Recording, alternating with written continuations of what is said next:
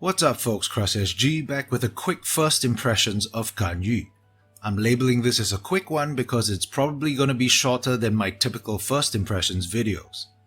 As most of you know, I hadn't planned to pull for Ganyu. My non-bow using boomer hands said no, but my blindly curious brain said yes. Guess who won that debate? I didn't do any pre-launch prep. I have absolutely no bows leveled except for the Favonius and the Stringless, so this severely limited the amount of day 1 testing I could do. I funneled all my resin for the day into getting her to level 70 and leveled her skills as high as I could. As you can see, 636 was what I managed. I even dug into materials that I had set aside for Kaya because I'm midway through working on a showcase video for him. So I guess that's gonna get delayed by a few days too. Anyway, let's go over what I learned about Ganyu from day 1. First, we have the buff to her burst. The pre-launch info had her burst at a 20-second cooldown. It has now been reduced to 15 seconds. Now this didn't look that significant to me at first because I wasn't sure how good her regen capabilities were, but as it turns out, Ganyu has some pretty good self-regen, and I had little problems keeping up her burst without any significant investment into energy recharge, and running with the Favonius Warbow pretty much guaranteed a 100% uptime on her burst. Other than this, I didn't notice any other changes, all the modifiers look as they should, everything else lines up with what we already knew. I have missed stuff in the past though, so do let me know if I missed any changes with Ganyu. Next we have her Frostflake interaction with bonus damage, and that was one of the first things I tested after getting her. It looks like her Frostflake and Bloom both scale with charge attack bonus damage, but unfortunately the Slingshot has been removed from the equation because it seems the bonus only affects the arrow portion of the damage and not the Bloom. Strangely enough though, the Amos bow, which has a similar flight time bonus mechanic, isn't affected by this and scales both the arrow and the bloom damage. I did some digging into this, and as it turns out, the Amos bow had received a description change in 1.2. This was its original description, and this is the description now.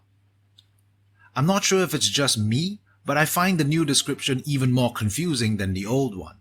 That being said, apparently this description change was merely semantic and the mechanic itself was unchanged, and this doesn't seem right to me.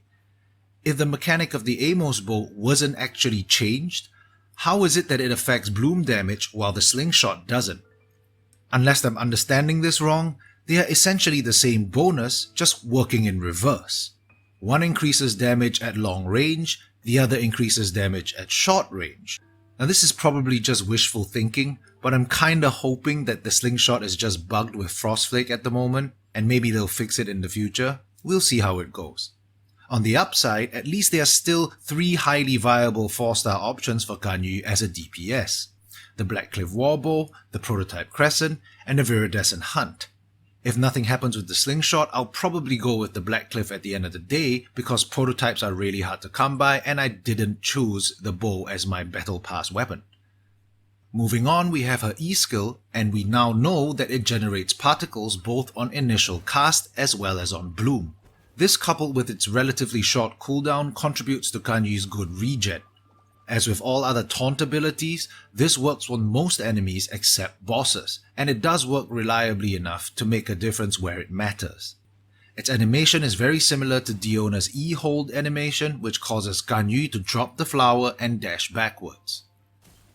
Looking at her burst, and this one surprised me in more ways than one. As mentioned earlier, we have extremely good uptime on her burst. It also spawns ice shards very frequently throughout its duration, and most importantly, the ice shards track targets that are within the area of effect. This tracking is very similar to Albedo's burst skill's Fatal Blossoms in the sense that each enemy within the field will be tracked by one ice shard at any time, and the ice shards deal damage in a small AoE, thus grouping enemies close together allows the damage to overlap and can produce some pretty impressive damage numbers. Alright, finally we get into the focal point of all the day 1 hype, her Frostflake arrow, and I gotta be honest folks, that was a real struggle for me. Call it boomer hands or a plain lack of skill, but I had a really hard time working with her charge attack. It did get better the longer I played, and I'm sure with a few more days I'll get used to it, but man, it was a rough session.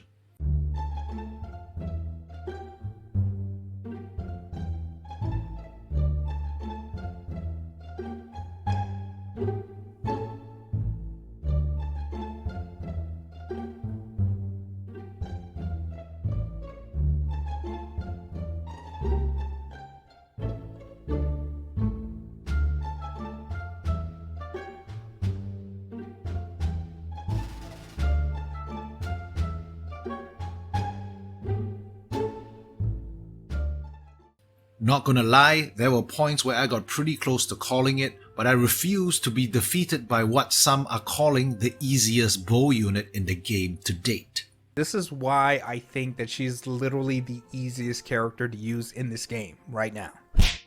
Even easier than Zhongli, even easier than Albedo. Anyway, breaking things down a little, Frostflake arrow charges faster than the typical charge shot on other bow units. Level 1 charges a split second faster, and level 2 kicks in very quickly after that. Now this is great because I don't think I'd be able to work with a longer charge time personally. On the damage front, it is impressive as expected. I was able to hit upwards of 15 to 18k blooms in rotation, and sometimes over 20k with just a level 80 Favonius Warbow, so things can only get better from here. And of course, as many have already established, you don't need to actually hit anything for the bloom to happen. And this is probably the main thing that got me through the day. When in doubt, shoot the ground and let the bloom do its work. A small caveat to this is that shield-wielding enemies can be somewhat problematic. Now I don't mean shielded enemies like Abyss Mages, I mean the hilly churl that are literally carrying shields. I didn't see much mention of this in other videos because it looks like most folks did their testing on bosses and in open world stuff, but if you have been following my channel for a while, you'd know that I usually do my tests on floor 12 of the Abyss, and guess what's on floor 12? Yep, a whole bunch of shield-wielding hilly churls. The problem here is, if the enemy is in any position to block the Frostflake arrow, it'll typically block the bloom as well. It doesn't matter if you shoot it directly at them, at the ground, or a wall, as long as the enemy is capable of blocking the attack, i.e. it is not CC'd or mid-animation, your arrow and bloom will usually get completely blocked. The only way I have found to reliably counter this, besides actually having a shield breaker, was to use some form of CC, be it Zhongli's Petrify, Freeze, or I assume Venti's ult would work as well. Maybe there are other ways and I'm just spoiled from having made Claymore and Geo units all this while, but I'm sure you guys will let me know if there are other ways. Okay, let's go over artifact options. Most of what I said in my pre-launch thoughts video holds true. Probably the most popular choice would be the Blizzard set because it's relatively easy to build for. However, to get the full value out of the 4-piece bonus, you'd need to double down with a freeze comp, and this wasn't the most practical thing for me personally, but I'm pretty sure that's just on me. Xingqiu doesn't work well if you're focusing on a charge shot spam build, and having never used Mona, I was understandably completely lost as to how to use her. But I've seen enough showcases now to say that Mona is probably the Hydro of choice for this comp. Alternatively, you could also ignore the freeze portion entirely and just rely on the 20% crit rate from Cryo application. You still gain the 15% Cryo damage from the 2-piece bonus, and the 20% crit rate is still plenty sufficient. The choice is yours. Now the other options would be the Wandering Troop and Bowlight sets for charged shot centric builds. And these are pretty straightforward. They've been around since launch, so most folks should know the basics of how to build around them. We also have the more support-centric sets like Noblesse for those who are only interested in using Ganyu for her Cryo application. Perhaps as an aura support for a pyro carry like Diluc or Klee, or even as the second Cryo in a Kea comp. I don't have much experiences running reaction comps, but I have tested her with my Kea and she works really well with him.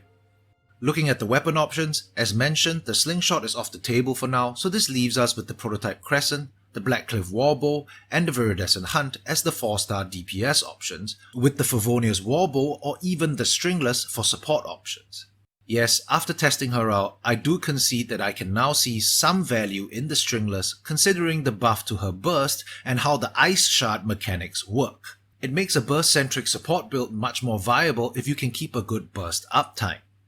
Over to the 5 stars, and we have the Amos bow unsurprisingly as the king of the hill for Frostflake builds. And the Skyward Harp is looking to be a pretty good all-round weapon for Ganyu. Alright, let's go over my thoughts coming out of day 1. I think Ganyu surprised me both in a good way and a bad way. On the positive front, her playstyle is very unique, and while challenging for me personally, it is still a refreshing change of pace. I see lots of potential for different comps with Ganyu, and I'm interested in getting a more DPS oriented weapon on her for further testing, but that could take a while because I'm basically out of resources. On the negative front, I pulled her out of sheer curiosity, and part of me somewhat regrets it now because it is clear that I probably won't be using her all that much. She just doesn't fit into any of my primary teams aside from my recent Kea venture. It also kinda reinforced my incompatibility with bow units on a whole. Something about the control mechanics of this game just don't sit well with me when it comes to ranged DPS. And to wrap things up, because of everything I just mentioned, I have decided that I probably won't be doing a follow-up review on Ganyu like I normally do for units that I pull for. I will continue to test her over time for sure, and might even do a showcase if I find something workable down the road. I just don't see myself doing her justice with a full review considering my limited knowledge and experience with bow units. There are far more experienced content creators out there who are just better equipped to properly review a unit like Ganyu. Anyway, that's it for my first impressions, folks. Sorry if you were hoping for more coverage on her, but I hope you understand my perspective. I'd just rather leave it on this note than force myself to put out a half-baked review. As always, thumbs up if you liked it, down if you didn't, crush that subscribe button, and I'll catch you guys in the next one.